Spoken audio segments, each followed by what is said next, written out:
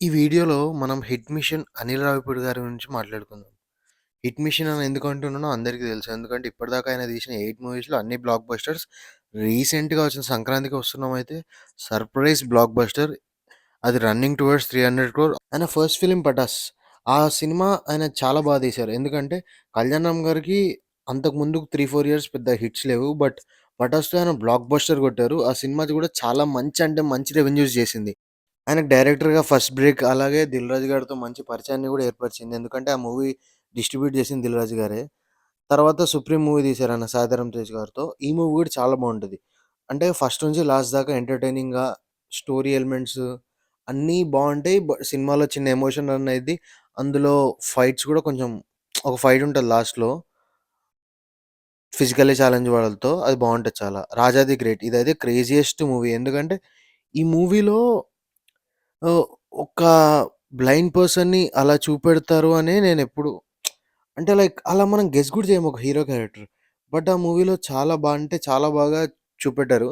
కొన్ని లాజిక్స్ వదిలేసేయాలి అనిల్ రావిపూడి గారి మూవీలో. బట్ ఆ మూవీ చాలా అంటే చాలా అంటే చాలా బావుంటది. తర్వాత 'ఎఫ్2'. 'ఎఫ్2' చాలామంది యూత్‌కి ఎక్కలేదు. బట్ ఫ్యామిలీస్‌కి విపరీతంగా ఎక్కింది. ఎందుకంటే ఆ ఇయర్ సంక్రాంతికి 3 సినిమాలొచ్చాయి. నాకింకా గుర్తుంది. 'వినయ విధేరామ', 'ఎన్టీఆర్' కథానాయకుడు, 'ఎఫ్2'. 'ఎఫ్2' చాలా అంటే చాలా పెద్ద బ్లాక్ బస్టర్ అయింది. మిగతా 2 మూవీస్ రిజల్ట్ ఫెయిల్యూర్ అయ్యాయి. కానీ 'ఎఫ్2' ఆల్‌మోస్ట్ లైక్ 160-170 క్రోర్స్ గ్రాస్ వచ్చిందంటే ఇట్స్ నాట్ ఎ జోక్. తర్వాత 'సర్లేరు నీకెవ్వరు'. 'సర్లేరు నీకెవ్వరు' కూడా మహేష్ బాబు గారి కెరియర్‌లో బిగ్గెస్ట్ హిట్. ఎందుకంటే ఆ సినిమా 'అల వైకుంఠపురం'తో కలిసొచ్చింది. బట్ 'అల వైకుంఠపురంలో' చాలా ఎక్కువ సక్సెస్ అవ్వడం, కొంచెం 'సర్లే నీకెవ్వరు' కంటే ఎక్కువ కలెక్ట్ చేసింది. బట్ 'సర్లే నీకెవ్వరు' కూడా 230-240 క్రోర్స్ కలెక్ట్ చేసింది. మూవీ కూడా కొంచెం ఫస్ట్ హాఫ్‌లో కొంచెం కామెడీ కొంతమందికి ఎక్కిద్ది, కొంతమందికి ఎక్కదు. బట్ సెకండ్ హాఫ్ చాలా అంటే చాలా బావుంటది. Overall it's a good movie. 'ఎఫ్3' మూవీ ఒక్కటే ఆయన తీసిన మూవీస్‌లో కొంచెం ఆయన వీకెస్ట్ వర్క్ అని చెప్పుకోవచ్చు. అందులో సెకండ్ హాఫ్ అస్సలు అంటే అంత ఎక్కలేదు నాకైతే. But okay. ఆ మూవీ గూడా 'ఎఫ్2' రేంజ్‌లో ఆడలేదు గానీ it's not a flop. It's an above average. Like it's almost a hit.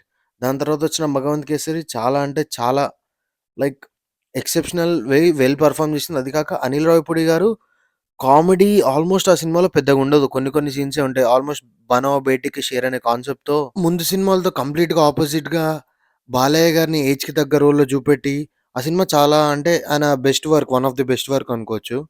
దాని తర్వాత నాకు పర్సనల్‌గా ఆయన కెరియర్‌లో బెస్ట్ వర్క్ 'సంక్రాంతికొస్తున్నాం' అనిపించింది. ఎందుకంటే సినిమా చాలా వరకు ఎంటర్‌టైనింగ్ ఉంటది. కొంతమంది ఇది క్రింజ్ కామెడీ అంటారు గానీ, ఓకే. 'బుల్‌రాజు' క్యారెక్టర్ చాలా అంటే చాలా బా పేలింది. ఆ వైఫ్, గర్ల్ ఫ్రెండ్ మధ్యలో వెంకటేష్ గారు నలిగిపోవడం. వెంకటేష్ గారు ఎంత తోపు యాక్టరో మనం చెప్పాల్సిన అవసరం లేదు.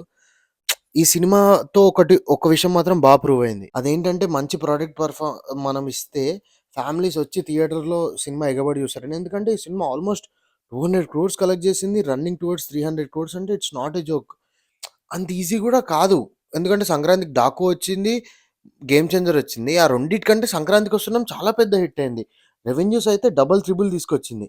దీంతో అనిల్ రావిపూడి గారిని ఒక లైక్ ఆయన పైనున్న ఈ క్రింజ్ గాని ఏవేవో అంటారు గదా! అవన్నీ ఆల్‌మోస్ట్ నెగ్లిజిబుల్ అనిపించింది. ఎందుకంటే audience decision is the final గదా! అండ్ నెక్స్ట్ మూవీ 'చిరంజీవి' గారిదో అంటుర్రు. ఎందుకంటే ఆల్‌మోస్ట్ ఆ మూవీ కన్ఫర్మ్ అన్నట్టే ఇనిపిస్తుంది. ఎందుకంటే మీడియా సర్కిల్స్‌లో అడిగితే ఆయన అవును అన్నట్టు చెప్పారు గానీ అఫీషియల్ అనౌన్స్‌మెంట్ వచ్చేదాకా వెయిట్ చేయండొచ్చు అన్నారు. కానీ జానర్ ఏంటో ఇంకా డిసైడ్ చేయలే. బట్ ఫ్యామిలీ ఎంటర్‌టైనర్ అని ఇనిపిస్తుంది. నాకు తెలిసినంత వరకు ఈ మూవీలో కామెడీ టైమింగ్ 'చిరంజీవి' గారిది బా వాడుకుంటారేమో అని నాకనిపిస్తుంది. ఒక డిఫరెంట్ సెటప్‌లో ఆయన్ని బెట్టి కామెడీ చేయొచ్చు. దాంతో పాటు నెక్స్ట్ లెవెల్ యాక్షన్ చేయిచ్చారనుకో, ఇంకో 300 క్రోర్స్ ఫిల్మ్ ఆయన సింపుల్‌గా కొట్టేయొచ్చు.